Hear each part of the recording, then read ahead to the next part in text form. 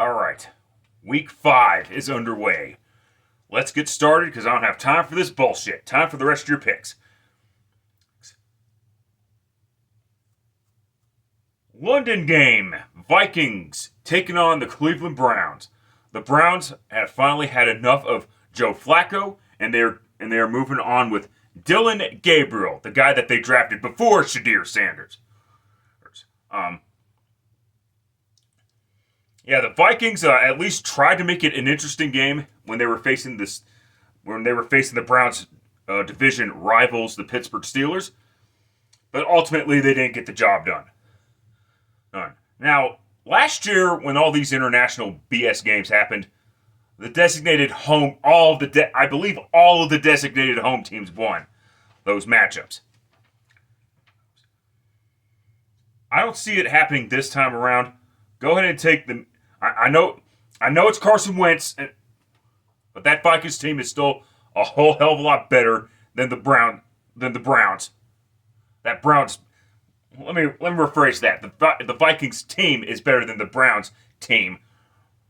My only concern is how well the Vikings will do when they face the Browns offense, which is still led by Myles Garrett, even though the Browns should have traded him. But whatever, that's neither here nor there. Go ahead and take the Vikings to defeat the Cleveland Browns. They better not do what the fucking Chargers did last week and lose to a rookie fucking quarterback. Early afternoon games now. Cowboys going on the road to take on the New York Jets. The Jets just keep making. I keep hearing the crap from. That announcer booth that did the other Monday night game. And while there is some truth to it that the Jets keep beating themselves with penalties and all that crap, at the same time, penalties are part of the fucking game. And last I checked,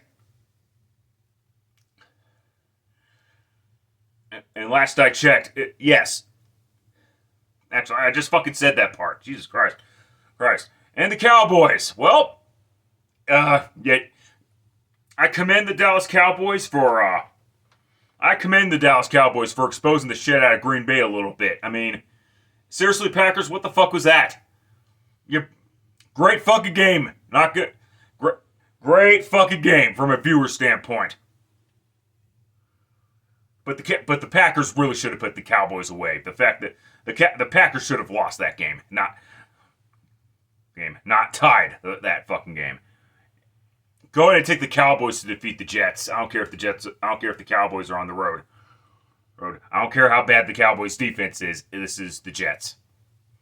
Although, yeah, if the Jets are to pick up their first win of the season, it would be against the Dallas Cowboys. So it wouldn't shock me if the Jets did do that. But I just don't see it happening. Next up, Giants going on the road to take on the New Orleans Saints. Congratulations to Jackson Dart. His numbers weren't great, but he's a rookie quarterback. I don't give a shit about that. The Giants defense is looking okay. As long as Dexter Lawrence stays healthy, because he is the backbone of that Giants defense. And the Saints, well, they're still the Saints. However, I believe that Giants victory was a fluke. This might be the Saints' opportunity to get their first victory of the season. Spring. A desperate team will win. A desperate team at home will win this Sunday. Will it be the Jets or the Saints or both? Or neither? But I gotta take the Saints to win here. All right. Raiders going on the road to take on the Indianapolis Colts. Wow. Looks like the real Geno Smith is finally back. Because the last 3 games after that victory over the Patriots, he has been ass. He's playing like the New York Jets version of Geno Smith. The team's not great either, but that's neither here nor there. Yeah. And the Colts, valiant effort by the Colts. I did get a chance to stream the Colts versus the Rams on NFL Plus, and yeah, it was a great back and forth contest between the Rams and the Colts. But unfortunately, Daniel Jones did come back down to earth a little bit as he threw 2 interceptions. One of them just happened to be ended up being the game losing interception, but I think the Colts bounce back. Take the Colts. I have no reason to take the Raiders. Even if the Raiders do win, I can't just take them. Cream of the crap for the early afternoon, at least for the early afternoon games. Dolphins going on the road to take on the Carolina Panthers. Well, the Panthers went back down to earth last week. You see, when the Panthers beat the Falcons, blanked them 30-0, the Panthers were just playing mad, and then they were facing it. And then, unfortunately, the tables had turned the following week because they were facing another team that was a little bit fucking pissed off in the New England Patriots.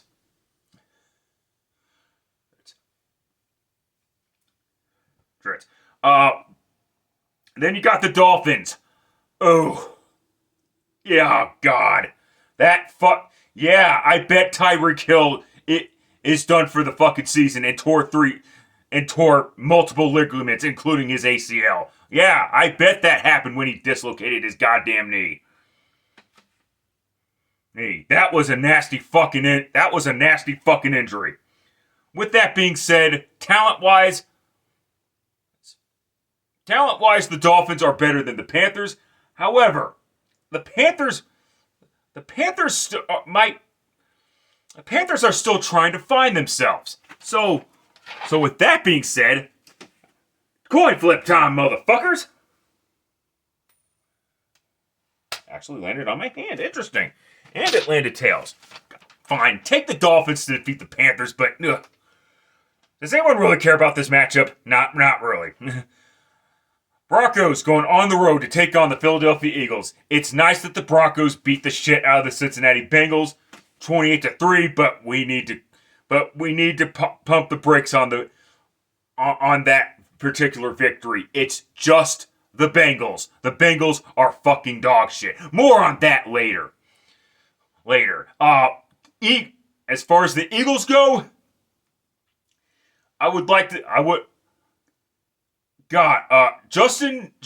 Jalen Hurts, 0 for 8, 0 yards in the second half. How the fuck did the Eagles win that game? With that being yes, if there's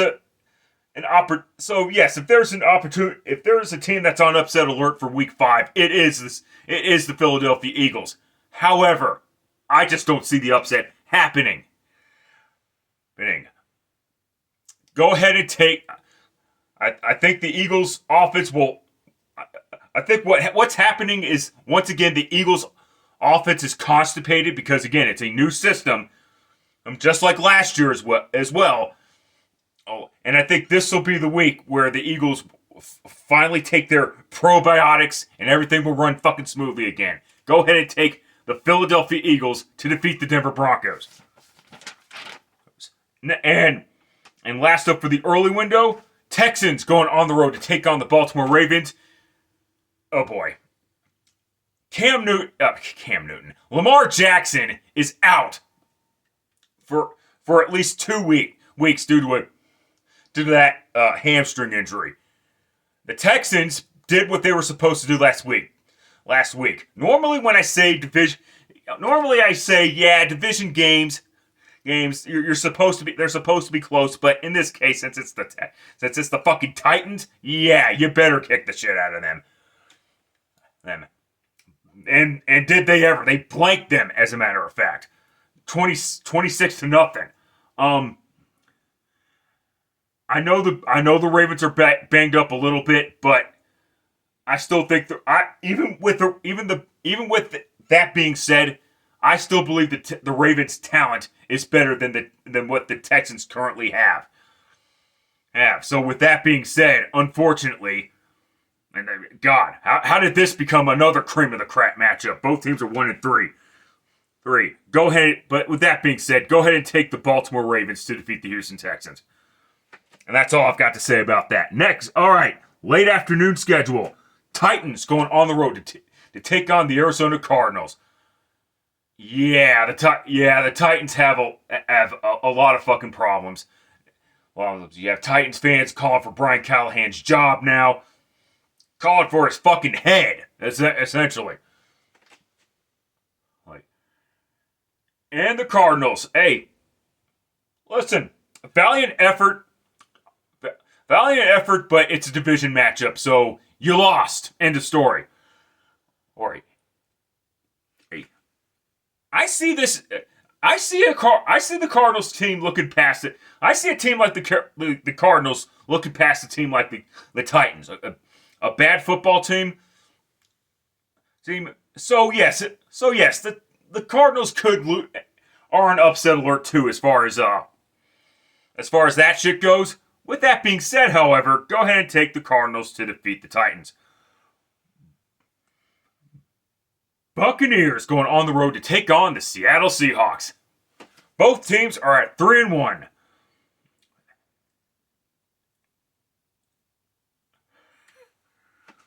The Buccaneers, they were in trouble in the first. The problem was they were in trouble. The Buccaneers were in trouble in the first quarter, and throughout the first 3 quarters, they only got their shit together in the fourth quarter, but it was too little, too late. And the Seahawks, they tried to blow that lead against the Cardinals on Thursday Night Football, but they couldn't get the job done. The Cardinals had to Cardinals. Cardinals had to be the Cardinals. That is. With that being said, however, I know they picked up a receiver in the draft, but Mike Evans is still an important piece to that Buccaneers offense until proven otherwise. And the Seahawks defense, quite frankly, isn't all that bad. So with that being said, go ahead and take the Seattle Seahawks. And hey, listen, great story between these two quarterbacks. Both quarterbacks were on bad fucking organizations. Sam Darnold being with the Jets and Baker Mayfield being with the Cleveland Browns, of course. Both these quarterbacks were also playing in Carolina, another shit organization, and now they've redeemed themselves. Baker redeeming his career with the really with the Rams when they picked him up during the 2022 season, but really redeemed his. But let's just say the Buccaneers, when he signed with him in 2023, and I'm sorry I'm taking too long, but and then Sam Darnold last season with the fucking Vikings. And now people are wondering, did the Vikings make a mistake in letting him walk? Well, no, they didn't. But people are going to be questioning that narrow-mindedly. Go ahead. With that being said, go ahead and like I said, take the Seahawks to defeat the Buccaneers. Next up, Lions going on the road to take on the Cincinnati Bengals. Let me tell you what the Lions have, and let me tell you what the Bengals have. Let's start with the Lions first. Let's start with defense. The Lions have a decent number of players on defense, with Aiden Hutchinson, Mike Anzalone, Kirby Joseph at safety, DJ Reader at the former Cincinnati Bengal at defensive tackle. And all in all, a defense that's working as a cohesive unit. The Cincinnati Bengals have Trey Hendrickson. Maybe. Who knows? The Lions have an actual quarterback because the Lions have an actual offensive line and a plethora of receivers to throw to, led by Amon-Ra St. Brown, and a tight end to throw to as well, like Sam Laporta, and their backup tight ends aren't necessarily bad either. Not to mention that the Lions have an actual running game. The Cincinnati Bengals have Jamar Chase and T. Higgins and an injury-prone Noah Fant, who's inconsistent as fuck. Which is why the Seahawks let him go in the first place. Great roster construction, Cincy. Barring barring bullshit retardation that should not happen, Lions, end of story, moving on. Commanders going on the road to take on the Los Angeles Chargers. Just when I thought the Chargers were for real, they lay a big fat fucking egg against the Giants. It wasn't that bad. The score was 21-18. You lost to the Giants with not just lost to the Giants. You lost to the Giants, essentially a bad Giants football team. With a rookie fucking quarterback making his first career start. I don't want to hear that shit about how close the game was. Granted, it does not help that the Chargers now have injury issues at offensive line. Which technically started with Rashawn Slater, but now Joe Alt's out too, and I don't know if he's gonna play this coming Sunday, and even if he does, how effective is he gonna fucking be? The Commanders, I still think Jaden Daniels is out with the Commanders. I do not trust this Chargers team. They're another team catching the fucking injury bug. Jesus fucking Christ. I don't care about this game. I don't necessarily care who wins or loses this game, but take the Commanders, I guess. Yes. All right, Sunday Night Football. Patriots going on the road to take on the Buffalo Bills. Welcome back to the Sunday Night Spotlight, New England Patriots. But you're facing a red-hot Buffalo Bills team. Yes, the Patriots kicked the ever-loving shit out of the Carolina Panthers. We saw that this team had potential. So when they kicked the shit out of the Carolina Panthers 42-13, and it wasn't even that close. However, I believe last week was just the Patriots getting mad or whatever the fuck.